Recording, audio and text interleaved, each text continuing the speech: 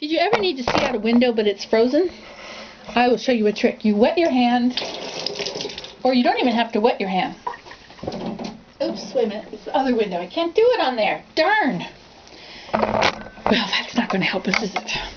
But you can just take your fist and you can just sit your fist up against the window and miraculously the ice will all back away. I thought somebody was here for my open house, but no. You know what? If I'm going to just wait around for somebody to come, I'm going to get miserable by the end of the day when nobody has come. So I'm going to decide right now that nobody's coming. All I have to do differently is keep my house clean and hang out at home. I can knit. I can play on my computer all day with no reason not to. Now that last video I just made about how to make Spritz cookies, you missed it all. It's 11.11. That means it's going to get rejected. Now I think there are other sites where I can upload things that are too long. I don't know if you want to see anything that's too long. I could be very boring. I get bored watching my videos. I think, ugh, turn it off. Go to the next one. You may do that too. Oops. So, I made Spritz cookies. I followed the recipe in the cookbook. Joy of Cooking, page 714. I used this for 2 cups. These are 2 cups. I used it twice for 4 cups for the flour. Used 2 teaspoons of this. I used 1.5. So I doubled the recipe, and then I used 4 eggs, and I showed you how to separate the eggs. It was really cool. And then I showed you how to roll up the balls. You see? But you don't have to roll them up. If you do that, it's going to take you so long, you're never going to make more cookies. You're just going to have that one tray of cookies, and you're going to think, oh, this is so much work. How did she make so many?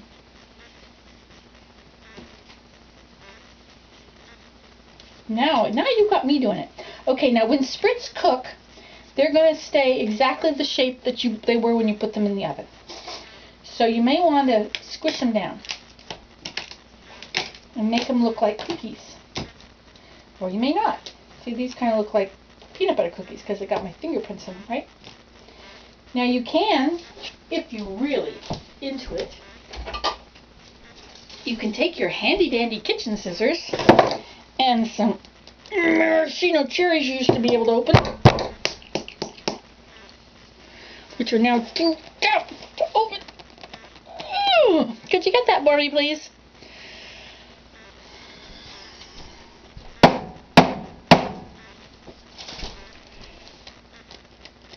Oh, okay. There's a way to do this, but I forget what it is. So I'm going to just...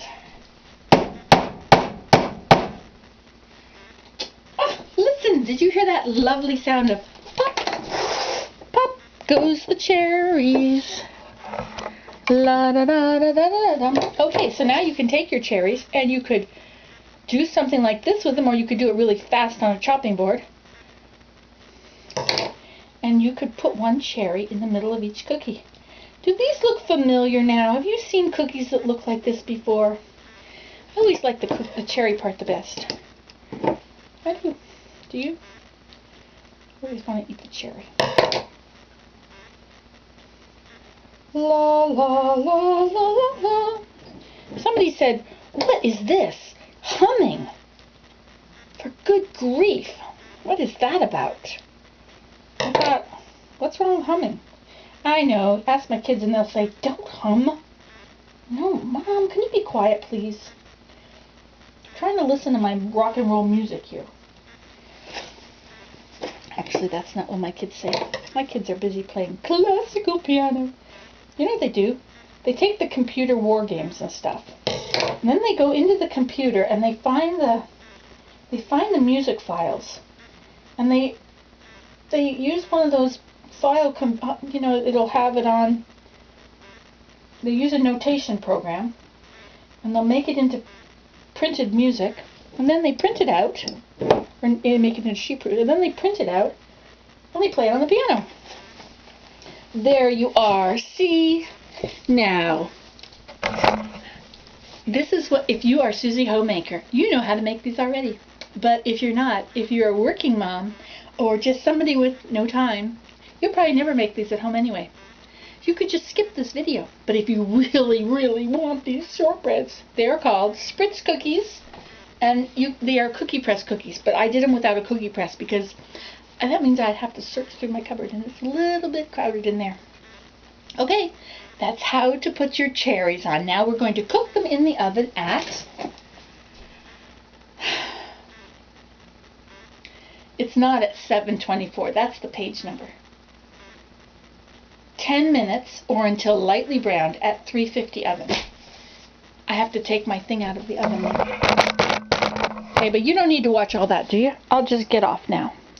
I'll get off and leave you alone.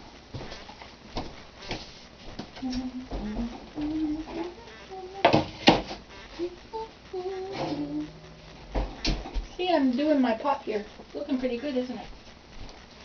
It's cracked though, so it can't go into the kiln. So now I have to heat the oven. Remember, 350, which is the typical temperature for everything.